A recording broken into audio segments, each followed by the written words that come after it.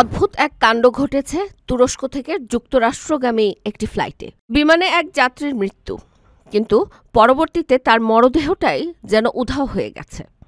এই রহস্যজনক ঘটনা এখন আন্তর্জাতিক তদন্তের কেন্দ্রে।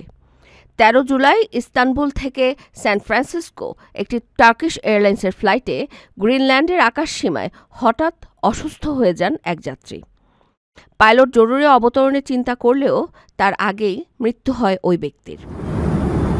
মৃত্যুর পর যুক্তরাষ্ট্রের আকাশসীমায় ঢুকলে ফ্লাইটটি অবতরণ করে শিকাগোর ওহ্যারে আন্তর্জাতিক বিমানবন্দরে। বড় এই বিমানবন্দরেই মরদেহ নামানোর ব্যবস্থা হয়।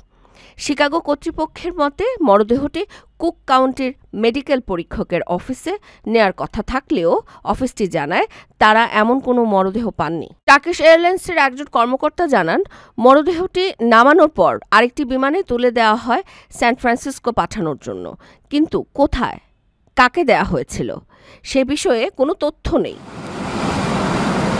নিউ ইয়র্ক পোস্ট সহ একাধিক আন্তর্জাতিক সংবাদ মাধ্যমে ঘটনাটি প্রকাশ পেলে শুরু হয় তদন্ত।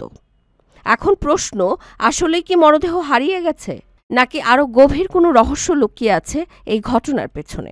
একজন মৃত যাত্রীর মরদেহ কিভাবে উধাও হয়ে যায় তা নিয়ে এখন আন্তর্জাতিক মহলে উদ্বেগ। কর্তৃপক্ষ বলছে তদন্ত চলছে, কিন্তু উত্তর এখনো অজানা।